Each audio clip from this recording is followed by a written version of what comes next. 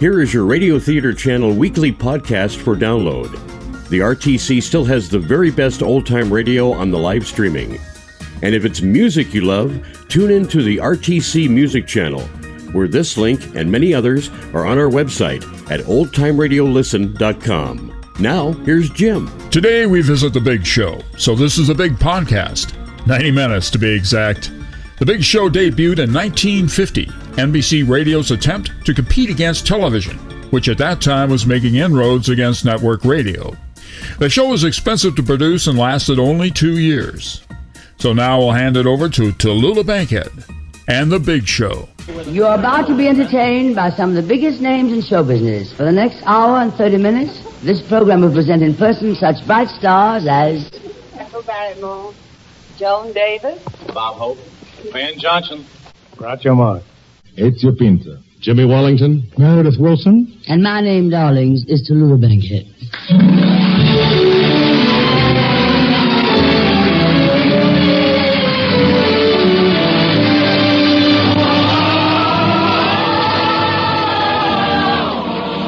The National Broadcasting Company presents The Big Show. America, the curtains of America, we're going to fill your parlor full of stars. The Big Show. 90 minutes with the most scintillating personalities in the entertainment world. Brought to you this Sunday and every Sunday at the same time as the Sunday feature of NBC's All-Star Festival. And here is your hostess, the glamorous, unpredictable Tallulah Bankhead.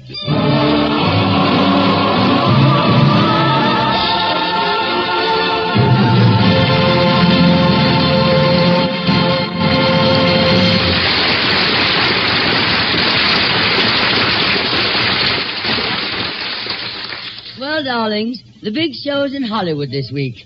And it's amazing the difference in the people on the two coasts. Now, here, everybody looks so healthy and invigorated. Back east, everybody looks so pallid and investigated. Well, the first thing you notice out here is how suntanned everybody is. They all look as if they'd just come back from Florida. Laugh, kids. Back in New York, everybody looks so pale as if he'd just come back from Mexico. Tune in tomorrow for another episode of Just Plain Bill O'Dwyer. No. Here's that pushy Bob Hope.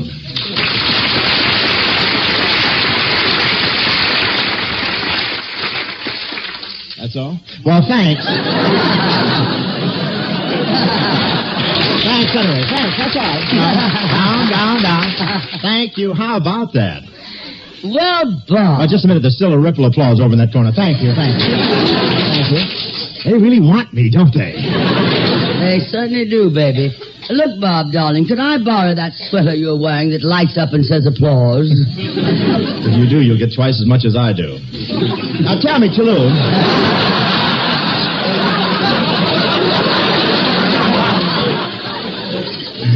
Tell me, Tallulah, what are you doing here in Hollywood? You're a little off your beat, aren't you? Oh, darling, my beat is pretty near everywhere. Yeah, that's what they say everywhere. Tallulah's pretty beat. Bob, please remember, you're only on this show because we couldn't get Maury Amsterdam. Now, what is that? Oh, a plug. Oh, what do you get for that? A case of Maury Amsterdam? I only asked why you were in Hollywood because I thought you were out here to make a picture. Well, don't think I haven't been asked. I know you've been asked, but I'm talking about pictures. Now, what's so special about making pictures? I'll give it to you again, Bob. Now, what's so special about making pictures? You're just like all the other stars out here. You're so stuffy about the picture business. Oh, well, you're just jealous that I'm a leading man in pictures and you're not. Say, did you see my last picture? I hope so.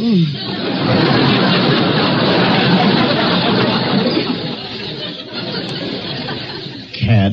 Say, but if you haven't seen my latest opus, The Lemon Drop Kid, why don't you come over to the house tonight? We'll have dinner, and then I'll show you the picture. I'd rather die. In that case, come after dinner. You sound so bitter about the motion picture business. You should make a movie, Tallulah. They're talkies now, you know. Is that an offer, darling? You mean they're talkies now, you know. You mean you and me? Oh, why not? You made a picture called My Favorite Blonde, and you made another, My Favorite Brunette. How about making a picture with me? My favorite plaid. Isn't he sweet? Robert Hope. Or my favorite baritone. Bob, you're making this program a mess. Oh, I changed your formula after all these weeks. But look, Tallulah, if you're really serious about doing a picture out here, the thing for you to do is to get a good manager. I have a manager. Well, tell him to get you a job in pictures. I have a woman manager. Well, tell her. And then get a good publicity man to get you into the columns. I have a publicity woman. Okay, and you should get yourself a good lawyer to draw up your contract. I have a lawyer. She's very, very good. Mm-hmm. Well, why don't you send them all over to see the Warner sisters?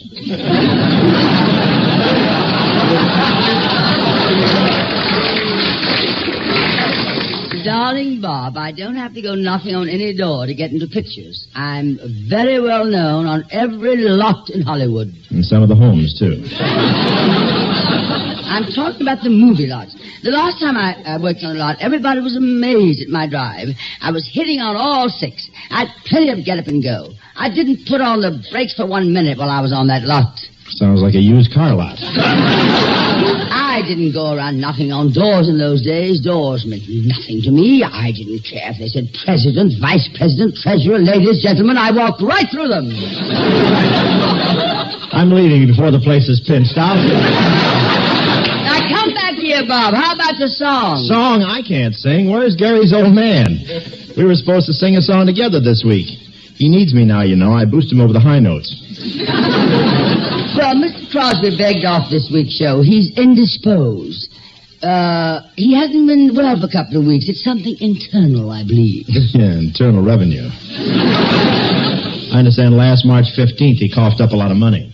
Oh, so that's pay odds. He's the only man who wears his money belt on the inside. Well, he has a lot of business projects, hasn't he? Has he? He just happens to be the exclusive West Coast distributor for money. Not only does he work all the time, but he has a son working for him, too. Between him and that boy Gary, they got more money than the government. You've heard their record, Uncle Sam's song? Well, now, how about the song you're going to do, Bob? Well, it's a song I did once with Crosby. If he's not here, I can't do it. Why not?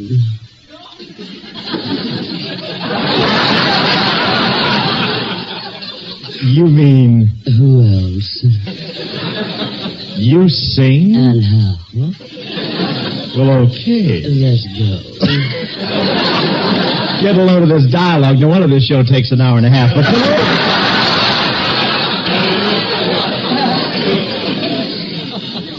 But Tallulah, I don't know. It's the funnier mic. Look, Tallulah, I don't know if you can do this song. It was written for Crosby and me. You won't fit the lyric. Well, let's try it, maybe. I will fit some of the lyrics. Okay, here we go.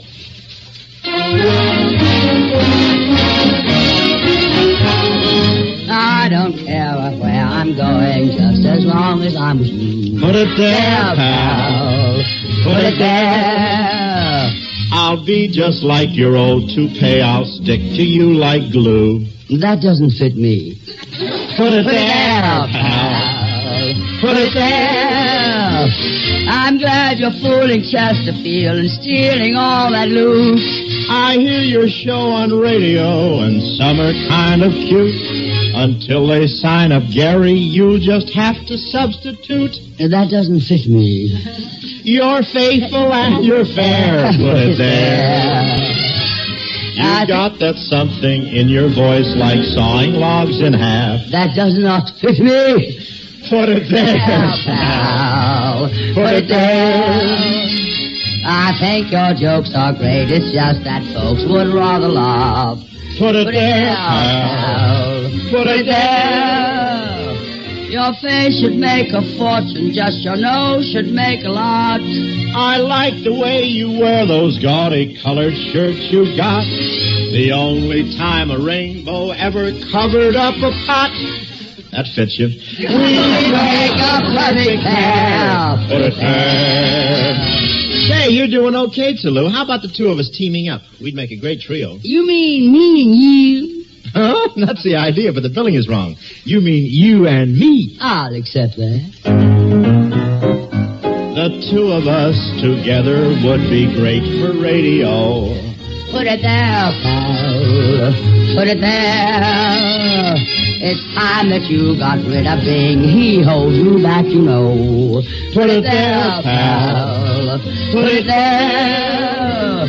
We do a married couple show and call it Storm and Strife With funny jokes. and tendencies about domestic life. But you'd sound like the husband. Well, you'd make a darling wife. You'd wear the slacks in the family. You'd wear the girdle and that fist. We'd make the perfect pair. Put it there. My colleague, My crony. my cohort, My friend. companion, Confederates. that fist buster. We'll be chums to the end, just like meat and potatoes. Sauce and tomatoes. Boy, what a Brand. Don't put it in the paper. Don't put it on the air. Don't put it in your pipe. Put it there.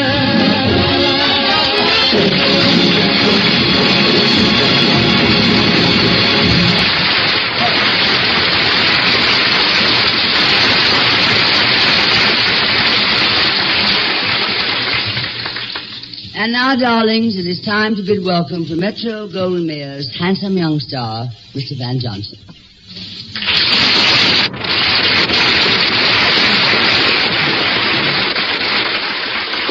Van Johnson appears now on The Big Show in a scene from Metro Goldwyn Mayer's fine new picture, Go for Broke, which again combines the talents of the team that made Battleground, Doris Shary, Robert Parrish, and Van Johnson.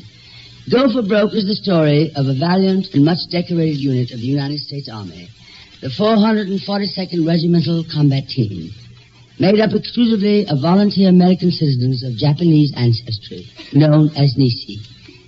Go for Broke, titled after the motto of the 442nd, a crap-shooting phrase meaning truth that works, is the story of an heroic infantry outfit and the story of a young platoon leader in the outfit from Texas, Lieutenant Mike Grayson, who found out the hard way that he was privileged to be one of the fightingest, most elite in the entire American Army.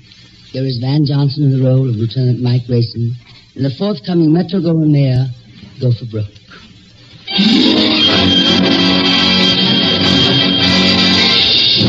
Over hill, over dale, and we hit the dusty trail for the Cape Cod go rolling along. The 442nd United States Infantry Regiment was born at Camp Shelby, Mississippi, by order of President Roosevelt. The order read, the proposal of the War Department to organize a combat team consisting of loyal American citizens of Japanese descent has my full approval. The principle on which this country was founded and by which it has always been governed is that Americanism is a matter of the mind and heart. Americanism is not and never was a matter of race or ancestry.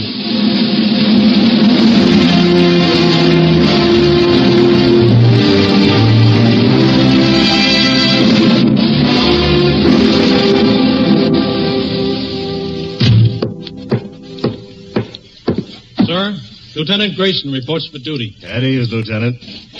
Welcome to Camp Shelby. Thank you, Colonel. This your first assignment since receiving your commission? Yes, sir. Well, Lieutenant, it's a rough one. We're short of officers, short of equipment, short of everything but trainees. They're coming in by the carload. This is a brand new outfit, a new kind of outfit, Lieutenant. No precedent for it except one battalion that was activated in Hawaii, the 100. They haven't been put to the test yet. What do you think of this idea, Lieutenant? Sir, I'd like to make a request. Yes, what's that? I'd like your permission, sir, to put in for a transfer to the 36th Division. You see, sir, I'm from Texas. What's that got to do with it? The 36th is an old Texas National Guard unit. I've been in it ever since I got in the Army, until they sent me to OCS. I took it for granted I'd go back to the 36th. Any objection to working with the kind of troops we have here? Because they're Japs? Oh, no, sir, it isn't that at all. Let's get a couple of things straight, Lieutenant. You're staying here, you got that? Yes, sir. Second, they're not Japs. They're Japanese Americans, Nisi. Or as they call themselves, Buddha heads. All kinds of Buddha heads, Lieutenant. From Hawaii, Alaska, California, New York, Colorado. Yeah, some from Texas. They're all American citizens, and they're all volunteers. Any questions? No, sir. That will be all.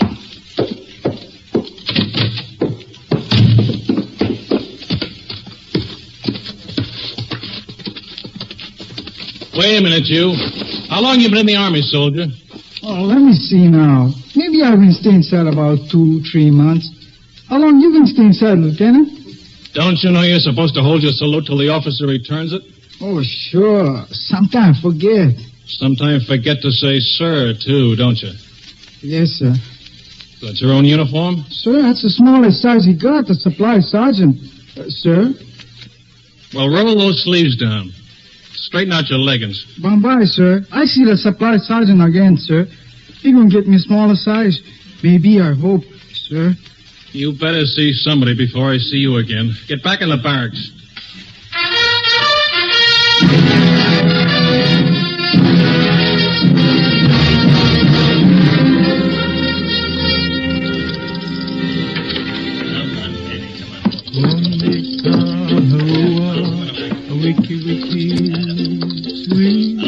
Hey, break him up! New officer, he come. Must be the one for us. Oh, boy, 8 feet tall and mean like anything. Well, the honeymoon's over. Psst, here he comes. Bakatare. What was that man just said? Excuse me, sir. I don't know. You don't know? Sorry, sir. I don't speak Japanese.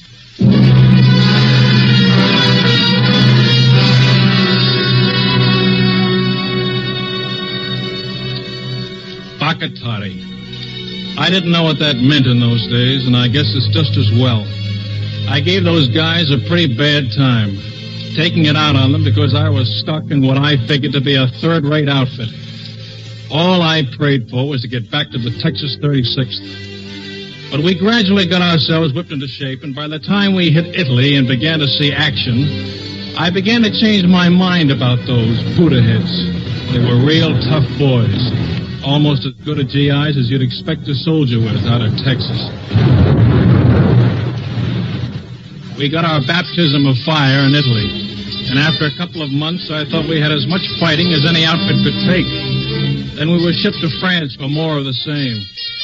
But I wasn't kicking, because in France we met up with my old Texas outfit. And then something happened that seemed almost too good to be true. I finally got my transfer. But a funny thing happened. I started missing those Buddha heads. It was weeks before I ran into them again in a little French cafe.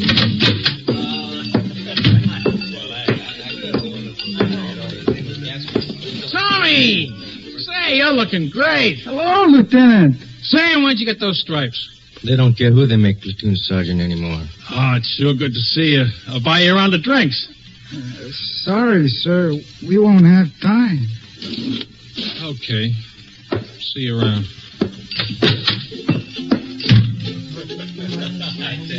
I would never expected to see you back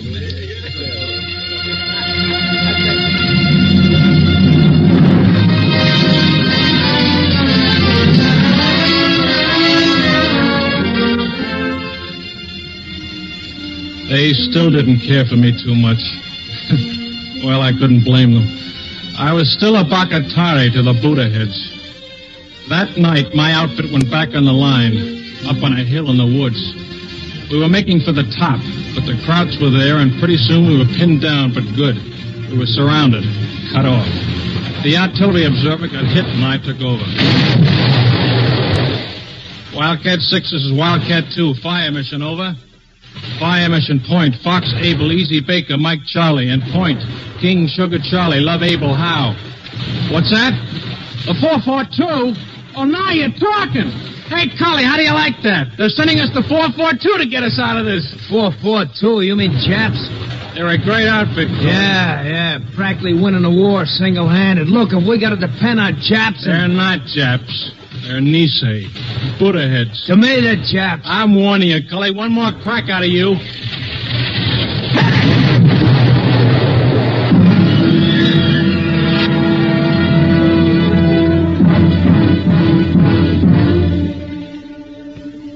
sweated it out for hours, but no Buddha heads. I went out with Cully to see if we could make contact. We couldn't see a thing in that pine forest, but we made contact with something.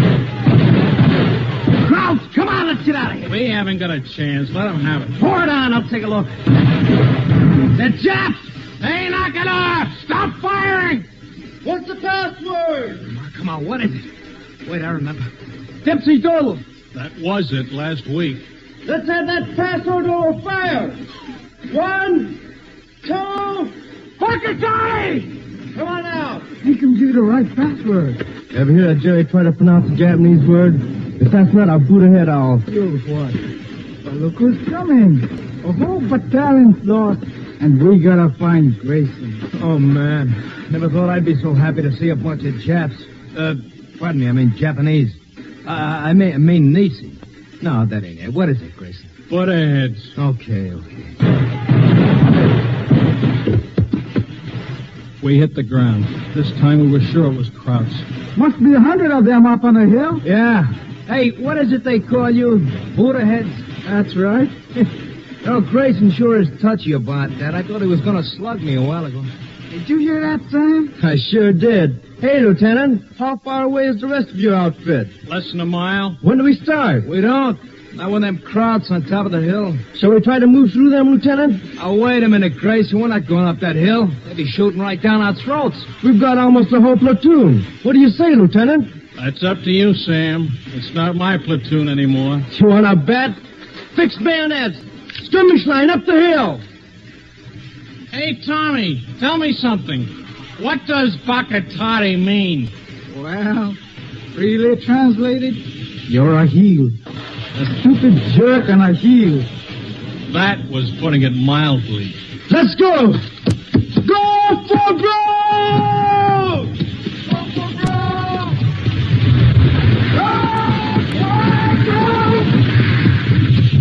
Go for broke! Go for broke!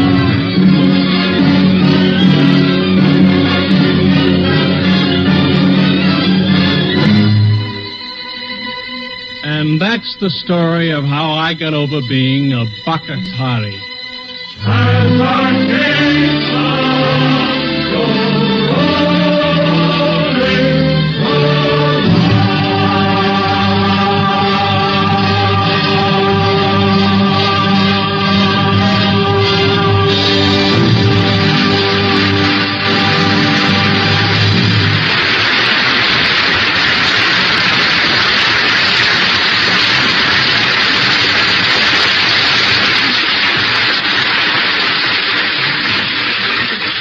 Our thanks to you, Van Johnson, for a brilliant recreation of an excerpt from your latest picture, Go for Broke.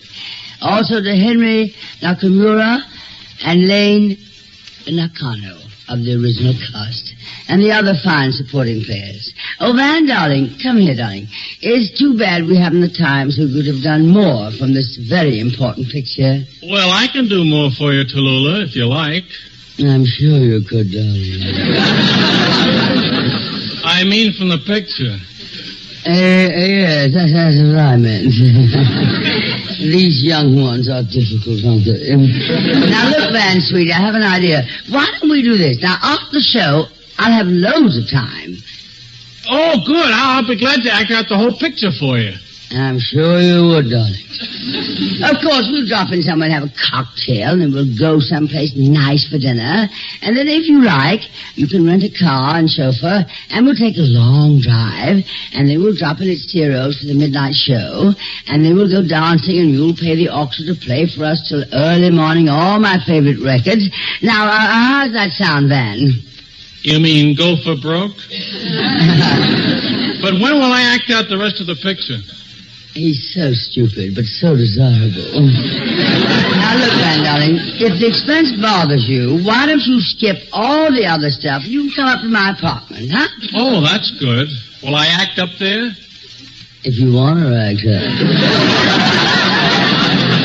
Tallulah, you don't sound as if you're really interested in my acting the rest of this picture for you tonight. Well, let's put it this way, darling. No, I'm not. Oh, Well, I did have a sort of a tentative, I'll call you. Oh, good. You know my number, darling. Oh, sure. What is it? What is it? Oh, it's, let me see. Crestview. Yes, that's it, Crestview. Crestview what? Go ahead, 7. That's it, Crestview 7. 4. 8. 8. 6. 6. I knew you'd remember it, Van. Yes, I did, didn't I? Well, I guess I'll be going. Well, you call me not later than 7 o'clock. 7 o'clock. That's right. And if I don't hear from you by 7, I'll call you at 5.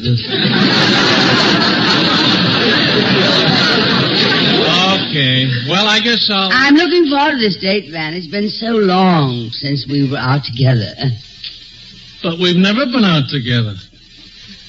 Doesn't that seem long to you, darling?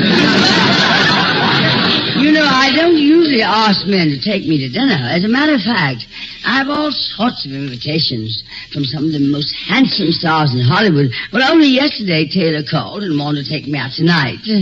Oh, that Taylor Holmes is a nice old gentleman. I am talking about Robert Taylor. And this morning I had an invitation from Gregory. Oh, I know Mr. Radoff very well. Gregory Peck. And this afternoon I had a call from that handsome Mr. Grant. Fool around with that. My favorite general. But not mine, Buster. Well, I guess I'll be going now. Oh, just a minute, man. Just a minute, darling. You know, we are singer short on our show this week. Bing couldn't make it. And weren't you once in musical comedy? Well, I was a song and dance man in a couple of Broadway shows. Well, then, darling, how about giving us a song, huh? I haven't been singing much since I've been in pictures. My voice might crack. Well, go for Croak, kid. Hi, Bob. Van, are you going to sing in Crosby's place? Well, Tallulah was just saying... And why couldn't he? Yeah, I guess he could. They're both about the same weight. Of course, he's got a better distributor than Hippie. Go ahead and sing, Van. I know Crosby's listening. He's down at the Thunderbird Ranch in Palm Springs. This will make him get better in a hurry. Why don't you dedicate your song to that poor sick old man, or should that be that rich sick old man? Are you listening, Lard?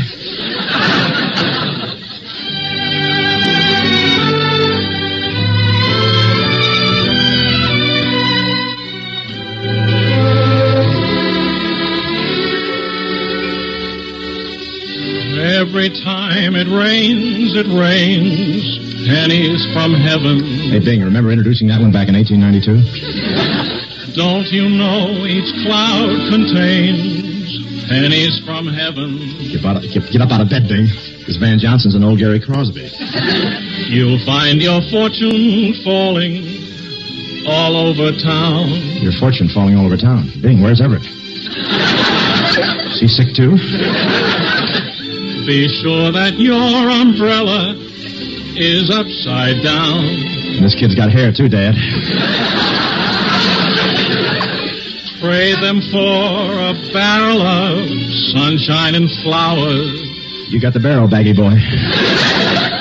'Cause if you want the things you love, you must have showers. Feel better, Dad? Those aren't spots in front of your eyes. Those are his freckles. And when you hear it thunder, don't run under a tree. This boy's really gone, isn't he, Bing? I bet you wish he was. There'll be pennies from heaven for you. And Gary and Philip and Dennis and Lindsay and Dixie and Bob and Larry and Everett. And me.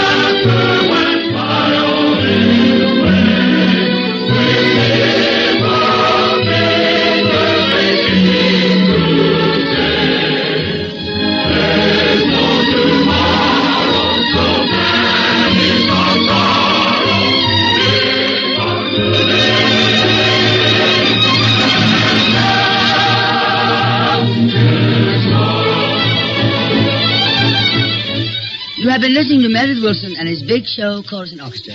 We have a lot more show, and we'll be back in just a moment after I say this is NBC, the National Broadcasting Company.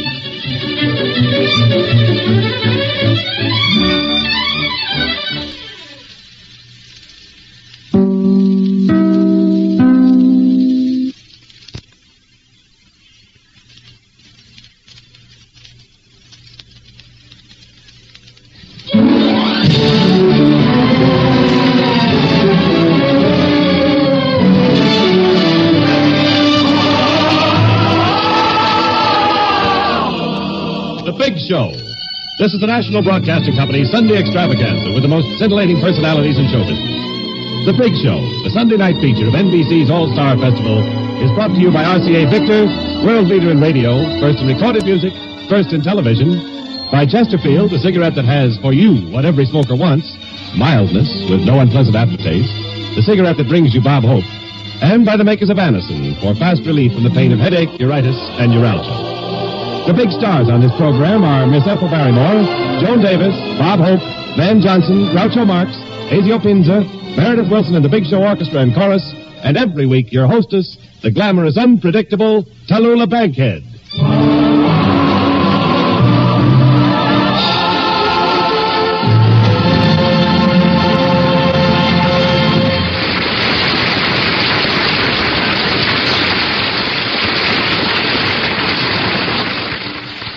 Well, darlings, this has been an exciting week. I'm talking about the Academy Awards. And what do you think? Now, this really will be a surprise.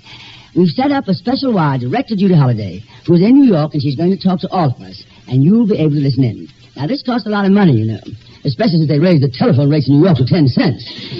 But NBC spares no expense. Oh, needless to say, we're especially thrilled, and we really are, about our own Judy Holliday, being voted the best actress of the year for her performance in Born Yesterday. And we're doubly thrilled that Jose Ferrer, who appeared on our show first in his famous Cyrano de Bergerac, won the Best Actor award. But the biggest thrill of all was when they voted my picture the best picture of the year.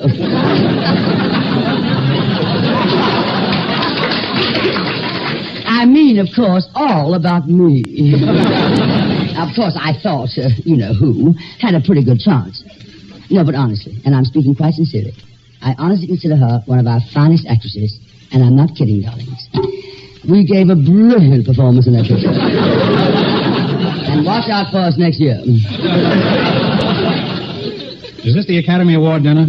One vote for Groucho Marx and a hamburger sandwich. Groucho!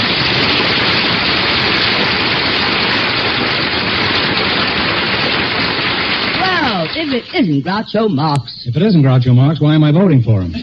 Well, now pandemonium will reign. Oh, for Bob Hope, you rain pennies. For me, you rain pandemonium. Who wrote that joke? The head writer? Waiter. I'm glad you're laughing.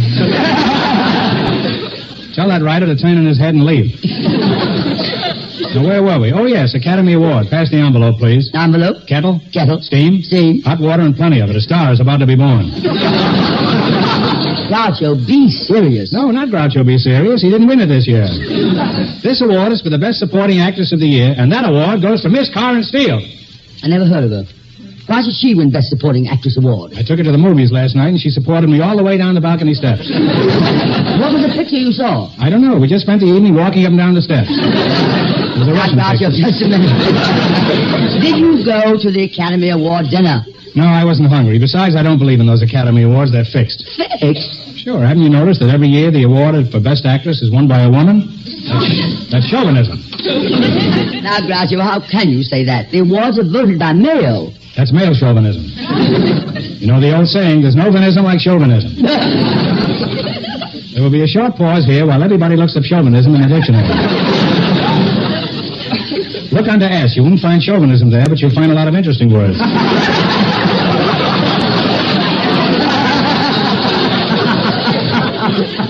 You can't find your dictionary, look under D. You can't find D, find your glasses. You can't find your glasses, look on the bridge of your nose. Now you've got it. That's the unabridged dictionary. Say, this is a pretty educational program. Now, what was it you were saying? Groucho, I've been listening to you with thinly veiled contempt. Tallulah, they're not wearing those this year. But if you want to wear one, it's okay with me, Miss, no coaching. That's what Vic USC, no coaching. USC, you're not the United States Cavalry, are you? Groucho, I'm walking over no laughter. No, shut up, Groucho. You're so wound up, I don't even think you know my name. Of course I do. It's right on the edge of my lips. I don't believe it. Kiss me and I'll prove it to you. Groucho, please. No, say pretty, please. I never kiss a man with a moustache. Well, take it off.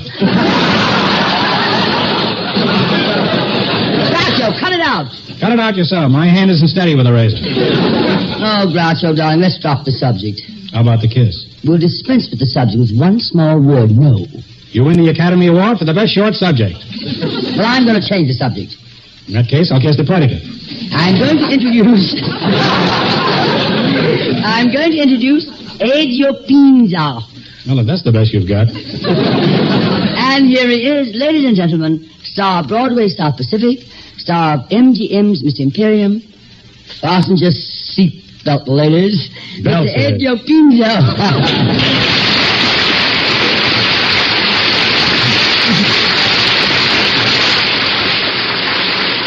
Groucho. Hello, Tallulah. Hello, darling. I want you to meet Mr. Pinza. I'm sorry I can't get up. My seatbelt's fastened. I have met Mr. Marx on this program before. Oh, sure. Hi, Izzy. Hello, Georgios. Now, Ezio, what are you going to sing for us? Oh, I'm going to sing an aria from The Marriage of Figaro, Non più andrai. Oh, another bibbidi-bobbidi-boo. What is the name of that song again, Mr. Pinza? Non più andrai. Non più and dry? Non means no. Pew, well, everybody knows what that means. And dry, no smell and it's dry? Oh, martini. Why didn't you say you were Nino Martini? Me Martini? Okay, me Manhattan. What do you have, Tallulah? Well, I ought to have my head examined for introducing you to Mr. Pinza. Sounds like a long drink, but if you want it, we'll make it. Miss Bankhead, we're all ready to play for Mr. Pinza. Well, if it isn't Meredith Wilson.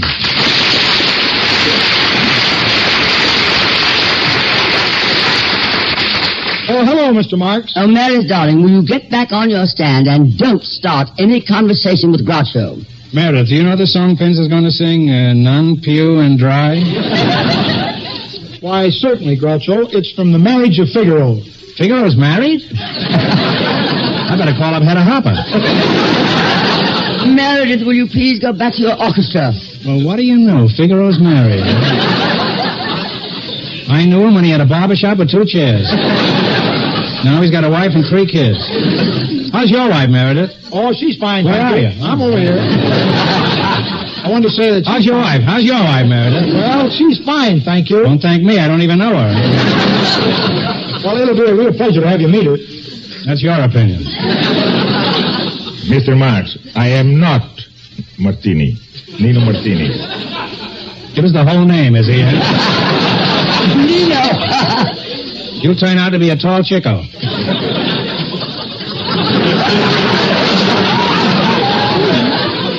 Now, what did you say your name is? I am not Nino Martini. That's your opinion. Now, Groucho, we're standing here wasting time. That's everybody's opinion. You're so right, darling. And now, if you will kindly step aside, I would like to present Mr. Ezio Pinza singing an aria from The Marriage of Figaro, Non più andrai, which Figaro sings before he gets married, and which roughly translated means, now my days of going out with other girls are over. Oh, I know that song. Bye-bye, Blackbrook. Meredith, darling, music, if you please. Non ti andrai, farfallone amoroso, notte e giorno di giorno girando, delle belle quando hai riposo, narcisetto adoncino d'amor. Delle belle quando hai riposo, narcisetto adoncino d'amor. Non ti avrai questi bei pennacchini, quel cappello leggero galante, quella chioma, quell'aria brillante, quel vermiglio donnesco color, quel vermiglio donnesco color. Non ti avrai quei pennacchini, quel cappello, quella chioma, quell'aria brillante, non ti andrai in farfallone amoroso, notte giorno di giorno girando, delle belle turbando e riposo, narcisetto adoncino d'amor.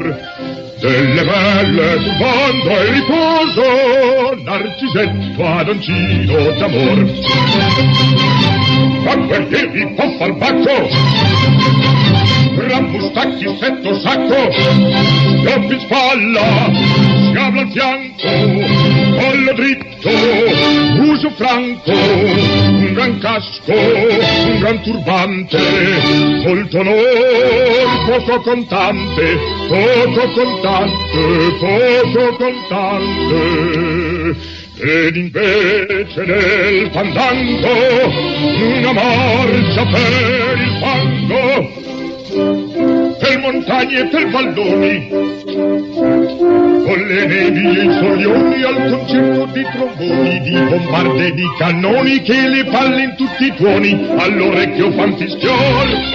Non ti avrai quei pennacchi, non ti avrai quel cappello, non ti avrai quella chioma, non ti avrai quell'aria brillante, non ti avrai farfallone amoroso, notte giorno di giorno girando, delle belle turbando e riposo, narcisetto adoncino d'amor. Delle belle turbando e riposo, narcisetto adoncino d'amor. Cherubino e la vittoria, alla gloria militar.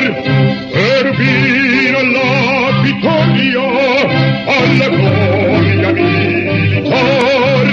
Alla gloria militar, alla gloria militar.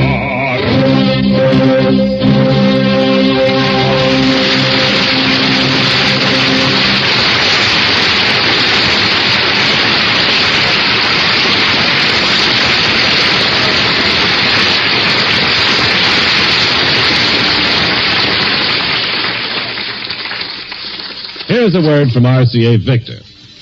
Why do more people choose RCA Victor television than any other make? The reason can be summed up in just one word: quality. Million-proof quality, proven in over 2 million homes. RCA Victor television is America's favorite television because, feature for feature, it's America's finest television. With RCA Victor, for example, you enjoy clear, bright, steady pictures that are locked in place by RCA Victor's exclusive eyewitness picture synchronizer. You choose your set from 14 separate models, every one a masterpiece of superb engineering and quality craftsmanship. Next chance you get, step into your RCA Victor dealers and look over the very finest television in America today. And same time, add these two great RCA Victor Red Seal performances to your record collection. September Song, sung by Ezio Pinza, and the album of selections from Gershwin's Porgy and Bess with Reza Stevens and Robert Merrill.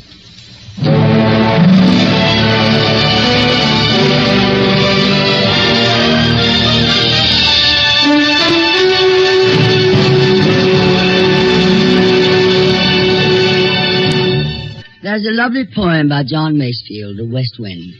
I have been privileged to have heard it read by the most thrilling voice in the world, the voice of the First Lady of the Theatre, Miss Ethel Barrymore.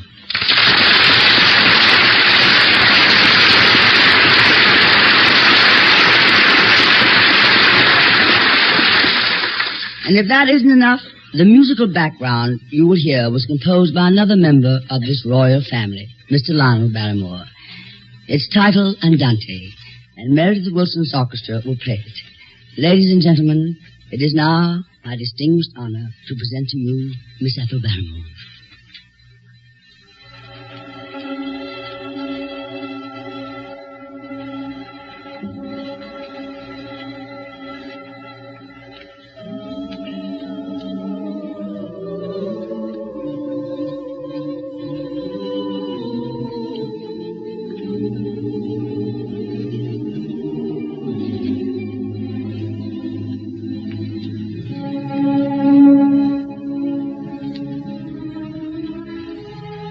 It's a warm wind, the west wind, full of birds' cries. I never hear the west wind, but tears are in my eyes. For it comes from the westlands, the old brown hills, and April's in the west wind, and daffodils. It's a fine land, the westland, for hearts as tired as mine. Apple orchards blossom there, and the air's like wine. There's a cool green grass there where men may lie at rest, and the thrushes are in song there, fluting from the nest. Will you not come home, brother? You've been long away.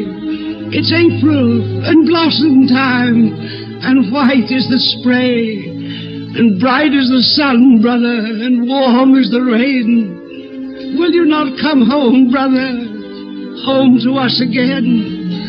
The young corn is green, brother, where the rabbits run. It's blue sky and white clouds and warm rain and sun. It's song to a man's soul, brother, fire to a man's brain, to hear the wild bees and see the merry spring again. Larks are singing in the west, brother, above the green wheat. So will you not come home, brother, and rest your tired feet?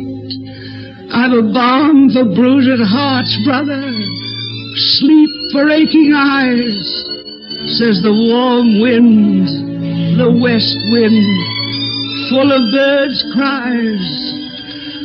It's the white road westward is the road I must tread, to the green grass, the cool grass, and rest for heart and head, to the violets and the brown brooks and the thrush's song, in the fine land, the westland, the land where I belong.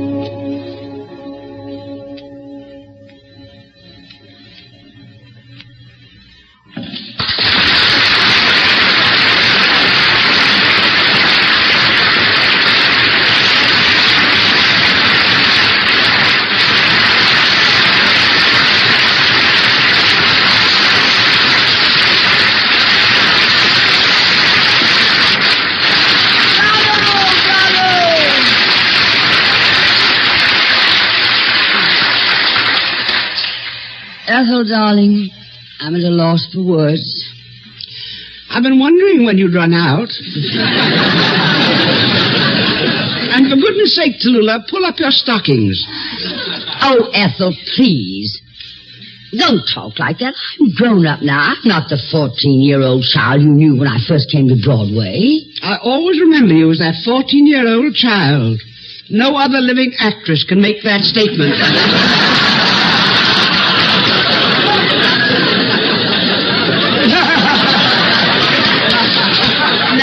Ethel, darling, I'm trying to maintain some dignity here. After all, I am in charge of the biggest show in radio. This mishmash is the greatest show in radio. Well, it's the only hour and a half, excuse me, Big. Hour and a half program on the air. Every Sunday I appear on this show for 1 hour and 30 minutes from start to finish. You've changed, Tallulah. I never knew you to finish anything in an hour and 30 minutes, unless possibly a man or two. What exactly do you do here, aside from smirking at your friends in the audience and violating every cardinal principle of theater deportment? Well, Ethel, this is not the theater you brought me up in, darling. There is no barrier here between the audience and the performers, you see. Oh, you've always lived dangerously. And I have plenty to do here. Don't think this is an easy job, but the whole show rests on my shoulders. I introduce the guests, I chat with them. I do dramatic acting. I announce the auction numbers. I play comedy scenes with the comedians. I sing. I laugh. I cry. Whatever the script calls for. What else is there? That's all there is. What a lousy reading of that line.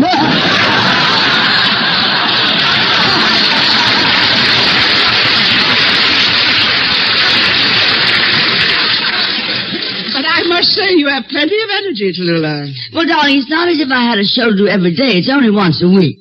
But getting these performers to come here, going to their homes, pleading with each of them.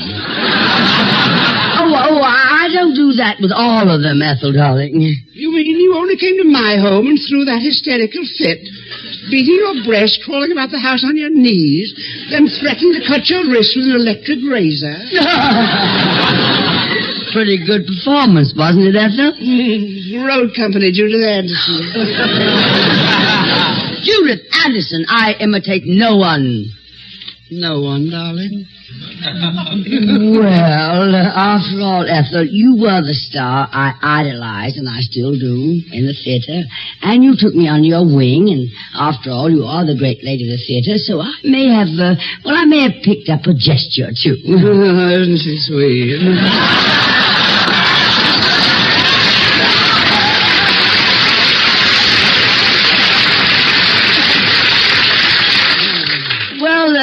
Maybe then, a word or two. Are you inferring that I'm a copy of you, when as a matter of fact, I have been copied myself? I have been copied to the letter. That's what I'm talking about.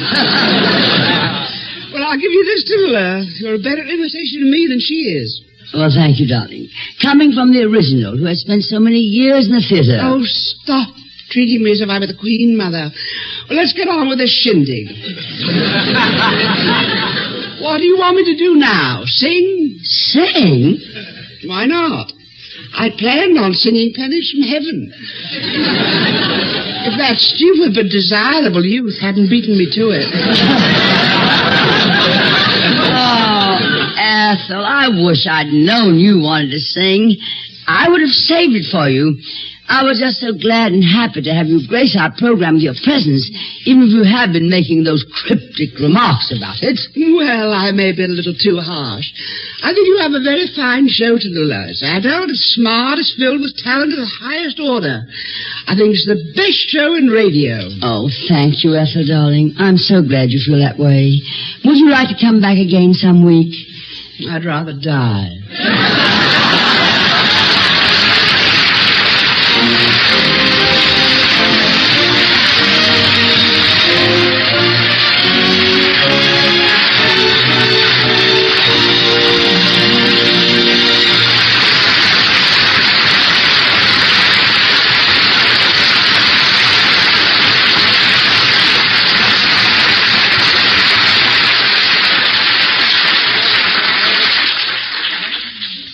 And now Bob Hope wants to make a little money by plugging his sponsor's product.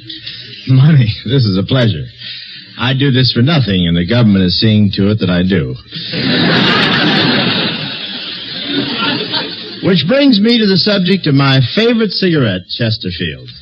Simplest way for me to put it across is like this. Before you smoke Chesterfields, you know they're milder. Smell an open pack, and you'll find, like 1,520 tobacco growers say, the aroma from an unlighted Chesterfield is milder. And while you're smoking Chesterfields, you enjoy that mildness, that better taste and cooler smoke. Then after smoking Chesterfield, there's no unpleasant aftertaste. That's what science and research discovered. Yes, the taste panel told us that of all the brands tested, Chesterfield is the only one which leaves no unpleasant aftertaste. So it all comes down to this. It's easy, it's simple, it's inexpensive.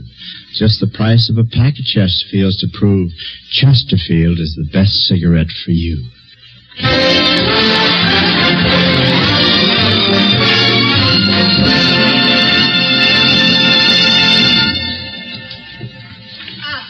Well, darlings, wasn't that a lovely chat I had with Miss Ethel Barrymore? But now we must go on from the sublime to the ridiculous. Joan Davis.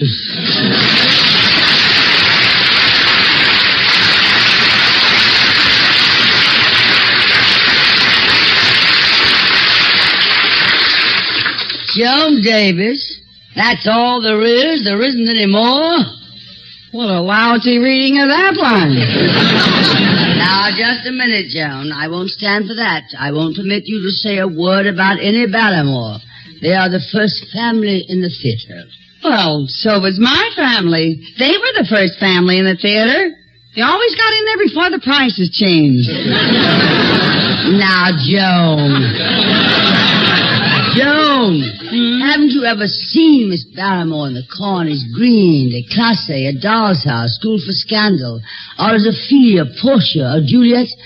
All those old wonderful classics. Have you ever seen her in them? No, I never see those old things.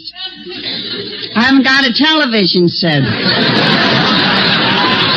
Now, Joan, how stupid can you get? Why, they put a ceiling on that, too? Joan, my dear woman, now listen. Is there something special you want to do on the show? Yeah, Let's skip right to it. Well, I'm rushing it as it is, aren't I? Just Should can't say wait. over on the page. It said turn over fast, and I almost...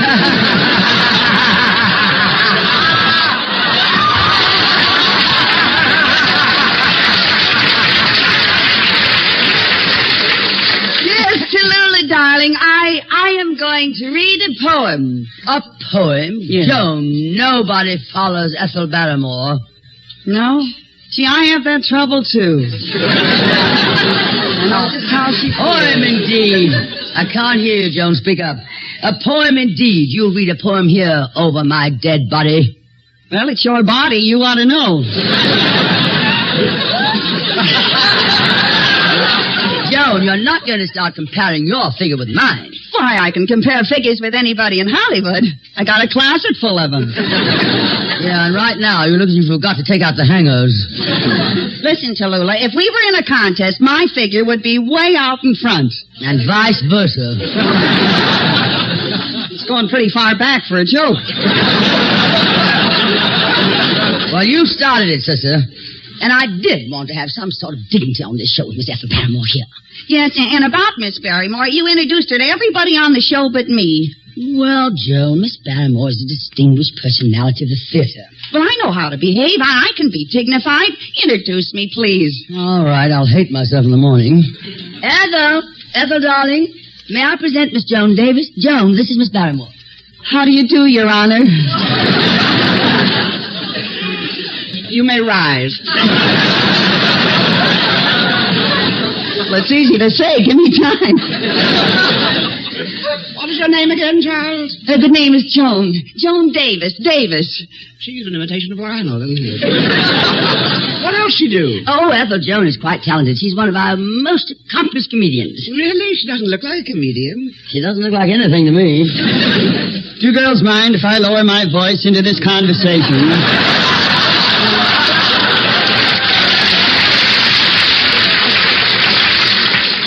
Exactly what is it you do, Miss Davis? Me? Well, I can, I do, I also, that is, what was the question again? Joan, Miss Barrymore wanted to know what you do. Oh, trying to embarrass me in front of all these people. Well, do I ask her what she does? Joan, now tell Miss Barrymore what you do. Well, I just try to bring a little happiness to the people. In fact, I got a song here about happiness. Would you like to hear it? Not particularly. Ethel, you took the words right out of my mouth. No, that's a switch.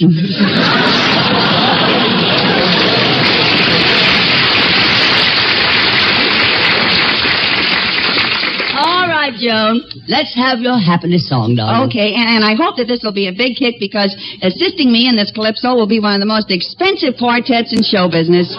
Ezio Pinza, Groucho Marx, Bob Hope, and Van Johnson.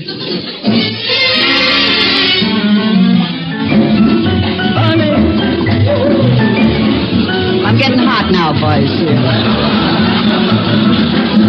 How you like my rumba?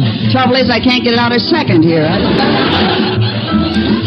He sits underneath a banana tree and sings to the workers on the rancho. He sings them a song of philosophy, and this is what's coming out of Pancho. Happiness, happiness, everybody's searching for happiness. Round and round, they all race, and everybody's searching in a different place.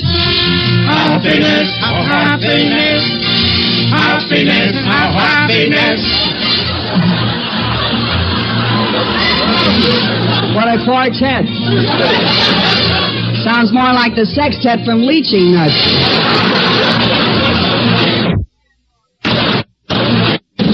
The poor man, he would give his soul if only he had the rich man's gold. And the rich man, he would give his wealth if only he had the poor man's health. Happiness, happiness, everybody's searching for happiness. Round and round they all race. Everybody's searching in a different place. Happiness, oh happiness. Happiness, happiness. Thank you. No ad-libbing. Oh, the single man, he wants a wife so he can be happy all his life. And the married man, he's happy, but he wishes he'd kept his big mouth shut. Happiness, happiness. Everybody's searching for happiness. Round and round they all race.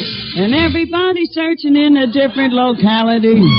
Happiness, happiness, happiness, happiness. Say, Joan. Si, senor. I want to tell you that's a very pretty dress you have on. Okay. Where do you get him? I buy him at Saks. That's why I look so sexy. Your friend, he buys a brand new car, so you buy one with more horsepower. Now your friend, he's mad at what you do. He can't kill the people as quick as you. Happiness, happiness, everybody's searching for happiness. Round and round they all race. And everybody's searching in a different locality. Happiness, happiness, happiness, happiness, happiness, happiness, happiness, happiness. Attaboy, happy old boy. Everybody's searching for happiness.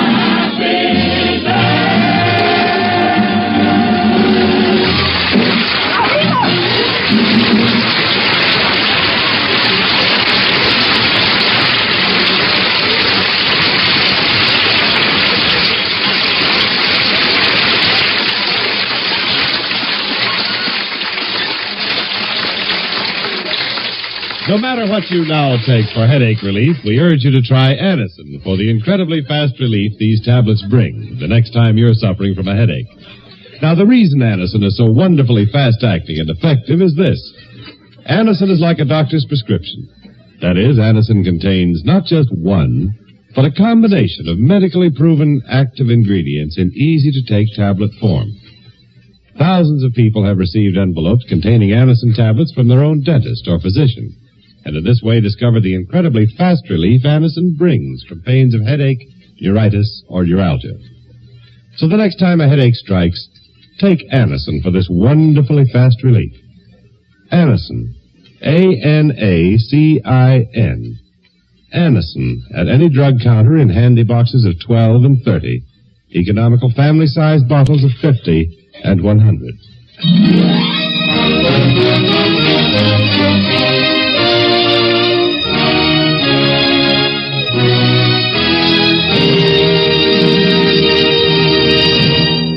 Well, darlings, we have a lot more show for you. Bob Hope is due to come back in a moment with a few thousand world-chosen jokes, borrowed especially for this occasion.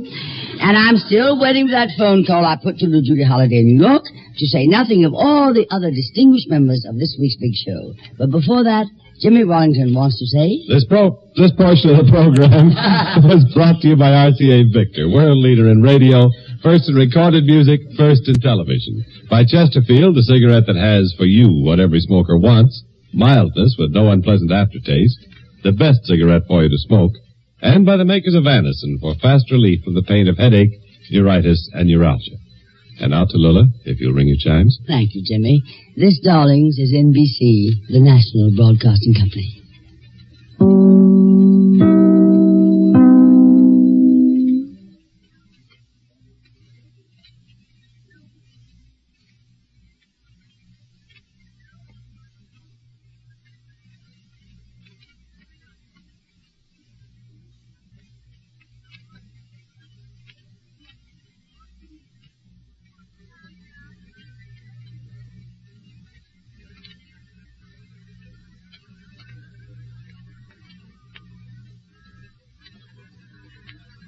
This is the big show, and Tallulah Bankhead is about to introduce another guest. Yes.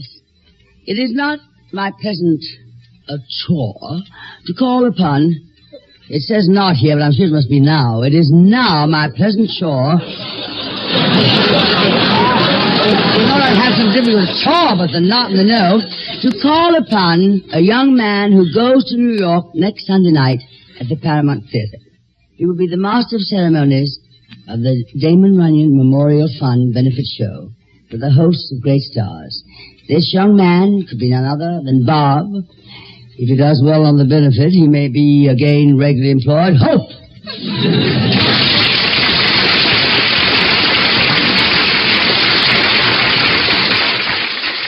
Oh, great. You introduce Ethel Barrymore as Miss Barrymore, but me as just plain old Bob Hope, huh? Oh, I'm sorry, Bob, darling. Ladies and gentlemen, Miss Bob Hope.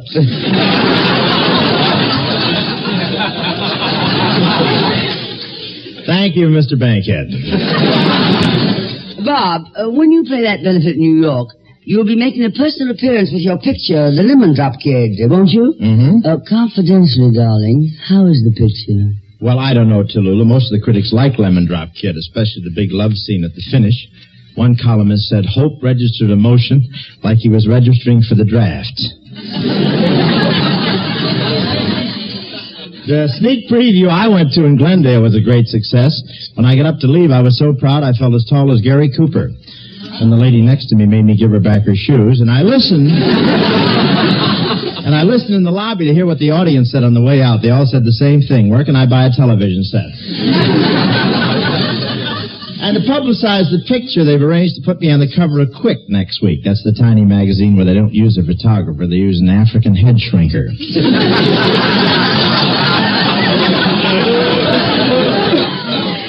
I had to stop reading Quick at breakfast time. I kept buttering it and eating it with my coffee.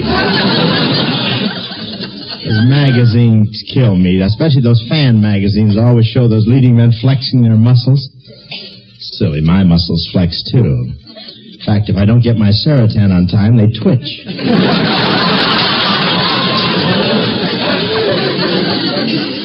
Alan Ladd shows his bare chest in the picture and gets 1,000 proposals. I showed my chest in the picture once. I got 2 fan letters from Gophers and a bottle of Lydia Pinkham's Compound. But anyway, the heat is off in Hollywood now that the Academy Award is over. I went to the Academy Award the other night. I go there every year for my annual insult. When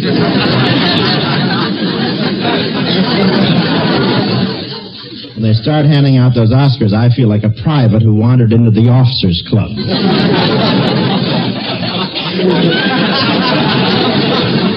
It's a nice dressy affair, and the Oscars are made of what little bit of gold is left in Hollywood after taxes. And I don't know how anyone could make such a fuss about a gold Oscar. After all, you can't take it with you. Anyway, that's what the detective at the door told me. The Lord knows I've got statues enough, my relatives. But you know, I'll work this way.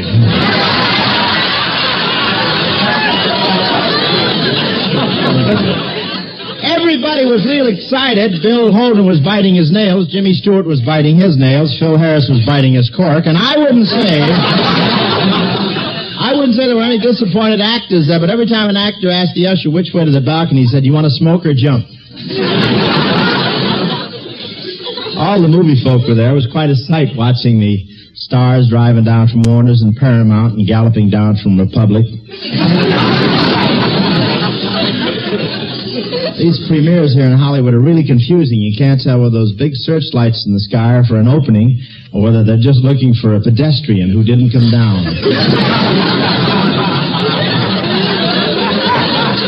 I didn't get out of my car right in front of the theater. The conductor told me no matter who I was, he only stopped at corners. But I love to go to those affairs. I really do. The audience is so swanky. When they leave their chewing gum under the seat, there's always a little flavor left in it.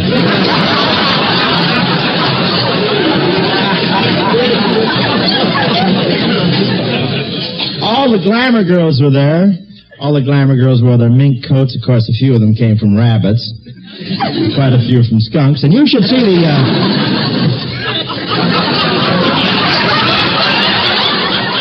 Don't leave me or I'll be back driving a cab. Naturally, you should see the mink and ermine. One star created quite a sensation when she walked in wearing Adrian personally.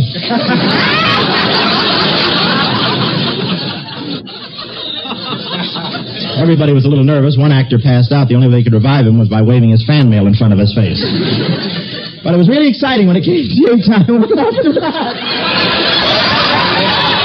But it was real exciting when it came time to pass out the Oscars. I said, "Am I going to get one?" And the guy cleared his throat. Then I cleared my eye. I had a chance.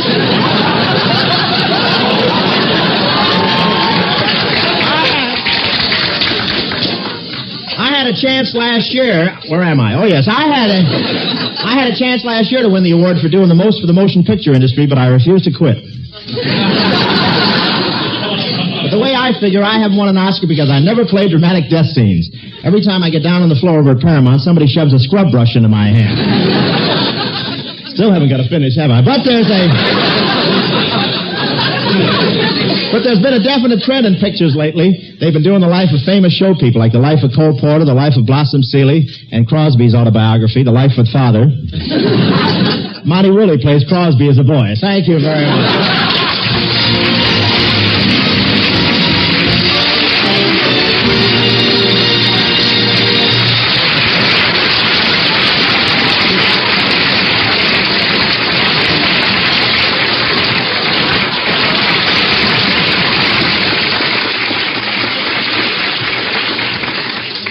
Thank you very much, Bob. They can laugh at you all they want to, but I think you're funny. Now, let me see. What was I about to... Oh, yes, of course. Mr. Pinza. Ezio, would you mind coming here a moment, darling? Yes, Tolola. Ezio, my sweet. You know what a devoted fan I am of yours. Nothing would thrill me more if you would do me a personal favor and sing a song just for me. I will be very happy to. Oh, Ezio, you would? Just for you, Tolola. Ah, Ezio. I will sing Andiamo from my latest picture, Mr. Imperium, soon to be released by Metro-Goldwyn-Mayer in all major cities, just for you, Tolola. Here's a guy who plugs his pictures while he's making love. Meredith, music, if you please, for Mr. Pinza. Andiamo, let's go. Andiamo, let's go.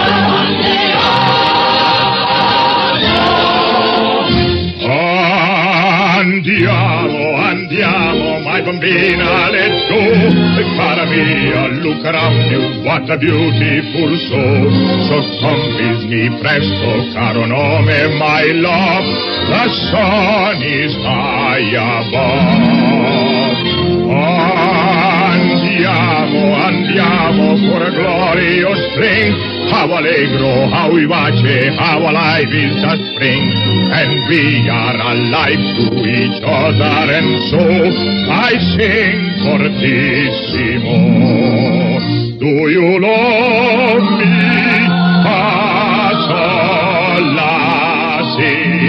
La si do. If you love me, I'll be so bravissimo.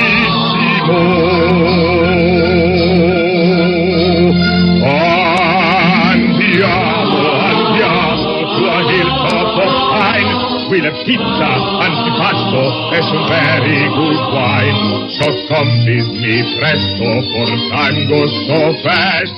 The bright bouquet, a perfect day, were never made to last.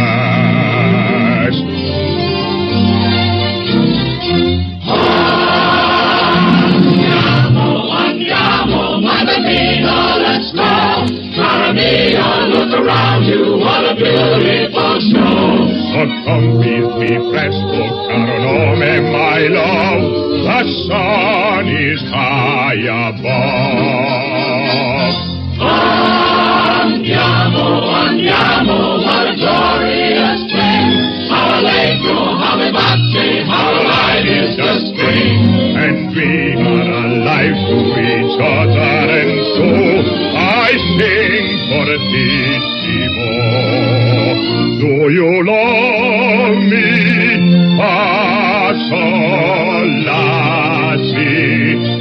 Lacido. If you love me, I'll be so bravissimo.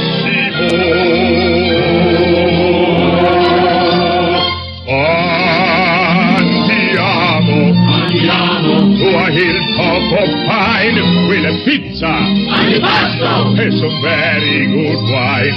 So come with me presto, for time goes so fast.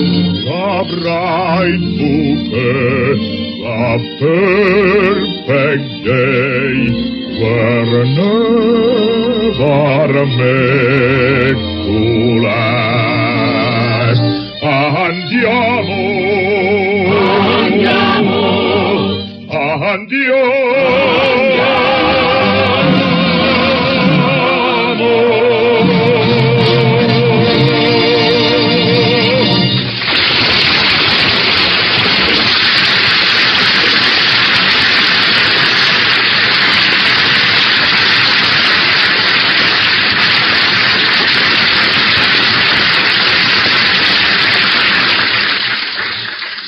Dear darling, that was divine. Simply divine. Well, darlings, I guess it's about time for that call to Judy to come through. I'll ask the operator. Hello, operator. On that call to Judy Holliday, New York. It's Circle 7, 8301. We're ready to talk now. Now, everyone be quiet so we can hear what Judy has to say. Quiet, everybody. Yes, operator, I'll hold on. Yes, darling. Yeah, I'll hold on. Hey, Hope. What is it, Groucho? How many times you been on this big mouth show? Well, I'm a 3-time loser. How about you? I'm a 3-time loser, too. Once more and you get life. I could use a little. What do you think of the dames they always have on this show? As a rule, I'm not too particular, but this is ridiculous.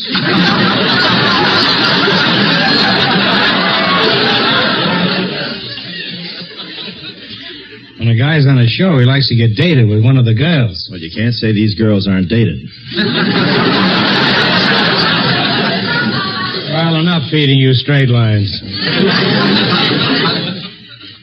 What am I going to do about getting a girl to go out with me after the show? Well, I don't know why you should have any trouble. You're attractive, intelligent, generous, witty, desirable. What are you doing after the show?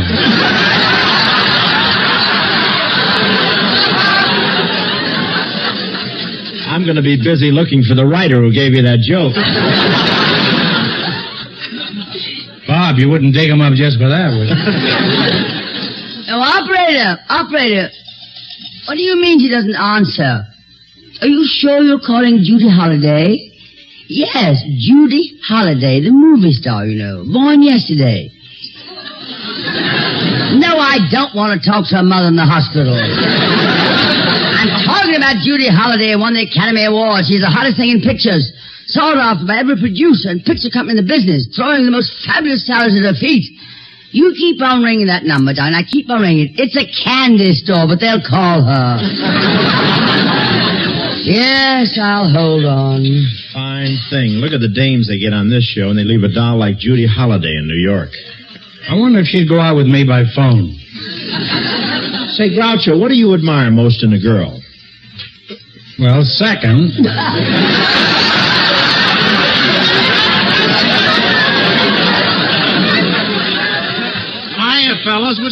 on here? Keep moving, Van. We're busy. This is man's talk. Beat it. We're talking about finding us some girls. Well, what's the matter with them over there? Aren't they girls? If you have to ask, they're not. Are you finished with me, fellas? Yes? Did I read that straight line all right? Yes. Bye now. Bye now. Hey, Duck. Duck, here comes Joan Davis. She does look like a duck, doesn't she?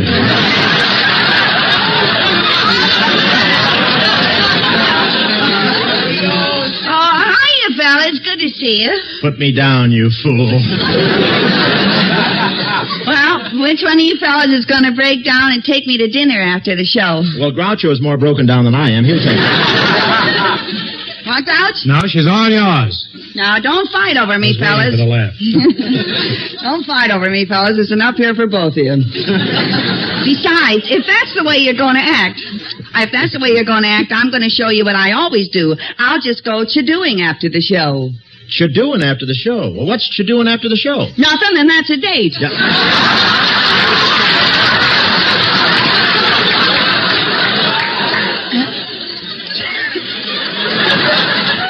Trapped and by a corny joke. Now, you just wait here. I'll go put on a new face.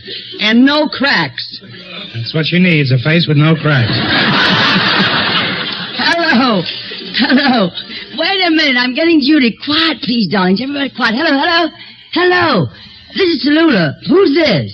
This is Judy Holiday, that's who.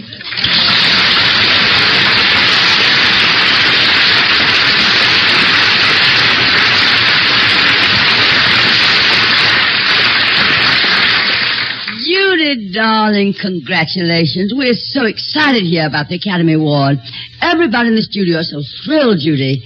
Oh, they're all so happy for you, darling. I've got them all here with me. Bob Hope, Groucho Marx, Edio Pinza, Van Johnson. All those fellas there with you, and you're wasting your time calling me. Now, Judy, this is no time to start that. We're all so happy you won an Oscar.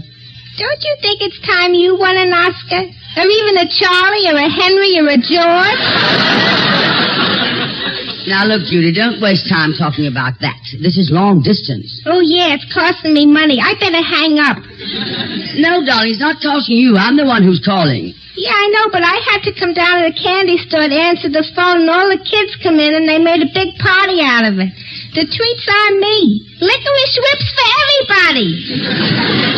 Well, darling, you shouldn't mind that. After all, isn't it wonderful that you won the award? Oh, I should say. I'm the happiest girl in the world. Maybe not the world, but I'm the happiest girl in my neighborhood. I'm the first girl on my block to win an Academy Award. Judy, darling, everybody here wants to talk to you. Here's Edio Pinza. Hello, Miss Holiday. How you do? My congratulations to you, Miss Holiday. Thank you. Thank you very much. Do you like Tallulah? Oh, yes, very much. Are you married? Yes, I am. Let me talk to one of the other fellas.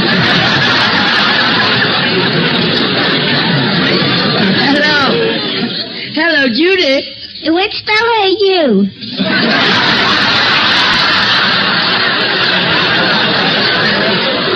This is Tallulah, darling.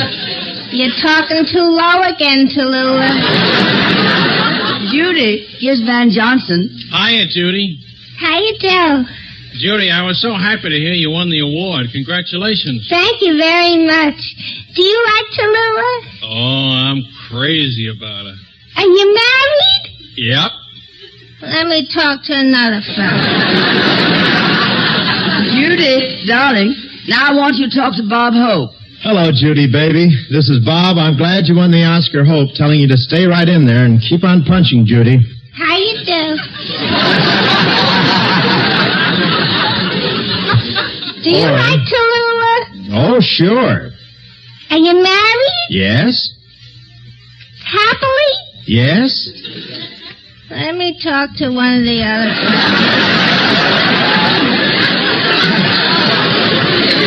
And now, Judy, Judy, darling. Hold on. Groucho Marx wants to talk to you. Hello, Judy. This is Groucho. Congratulations. Thank you very much. Hey, you like Tallulah? Like a brother. Let me talk to one of the other fellas. There are no other fellas around. How about you and me going out on a date tonight? Tonight, I'm in New York. Well, you go to the Stork Club. I'll go to the Brown Derby. Separate checks, of course. Oh, Judy, here's Joan Davis, darling. Hi, Judy. How you do? Oh, gee, kid, I'm sure happy you won that Academy Award. Thank you, Miss Davis. I'm sorry you lost.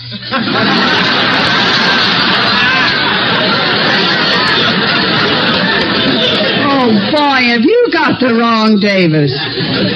Excuse me. Wait a minute. Aren't you the Miss Davis who was interested in All About Eve? No, all this Davis cares about is all about Adam. And now, Judy, darling. Judy, I saved her for the last. Here she is, Miss Ethel Barrymore. Hello, Judy, dear. Miss Barrymore, if I may step out of character for a moment, may I say that, of course, it was a thrill to win the Academy Award, but the extra thrill of having you accept my award for me was really more than I deserved. It's something I'll never forget, and you'll always have my eternal thanks. And that goes for your friend Tallulah, for being such a wonderful friend to me. That was a lovely speech, Judy. Thank you, Miss Barrymore. And may I hope, Miss Barrymore, that if everything turns out well for you and Tallulah, next year it'll be Mrs. Barrymore and Mrs. Bankhead.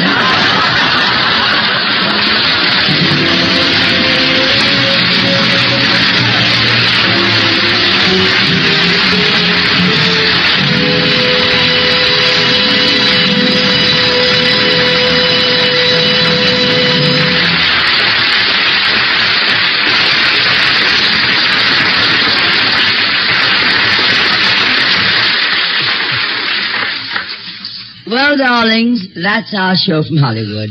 We're off for New York again tonight, and next week our stars will include Fred Allen, Vivian Blaine, Jimmy Durante, Portland Hopper, Jane Morgan, Rudy Valley, the cast from the exciting Broadway production Green Pastures, and others, and of course, our very own Meredith Wilson and the Big Show Oxford Chorus. Until then, may the good Lord bless and keep you, whether near, far away. Judy? May you find that long-awaited golden day today. Bob? May your troubles all be small ones, and your fortune 10 times 10. Joan? May the good Lord bless and keep you till we meet again. Meredith? May you walk with sunlight shining and a bluebird in every tree. Groucho? May you find that silver lining back of every cloud you see. Van, fill your dreams with sweet tomorrows. Never mind what might have been. Miss Barrymore? May the good Lord bless and keep you till we meet again. Ezio? May you long recall each rainbow, then you'll soon forget the rain. May the warm and tender memories be the one that will remain. Fill your dreams with sweet tomorrows. Never mind what might have been. the good Lord bless and keep you until we meet again.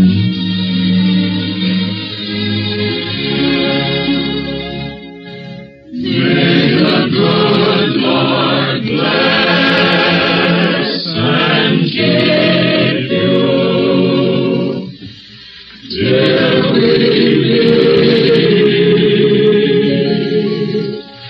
till we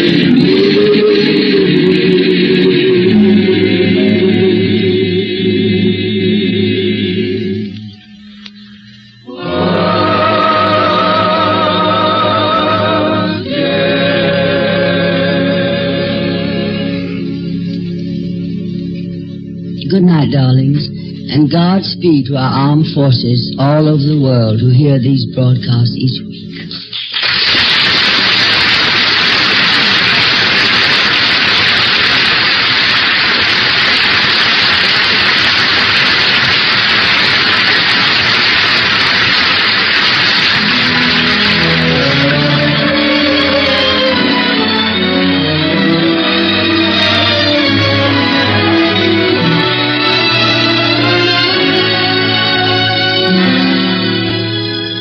Listen to The Big Show next Sunday, when it will come to you again from New York.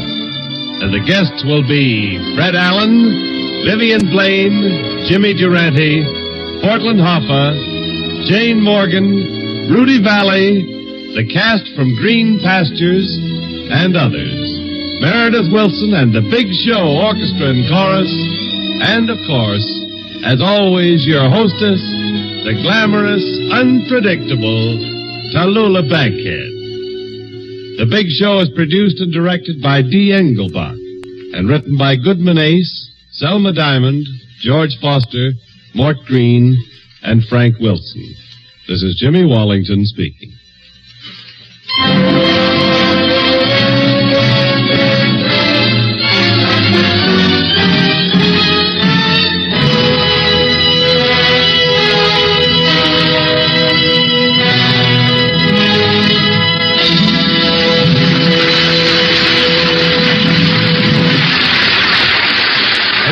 Phil Harris and Alice Faye. Later is Theater Guild on NBC.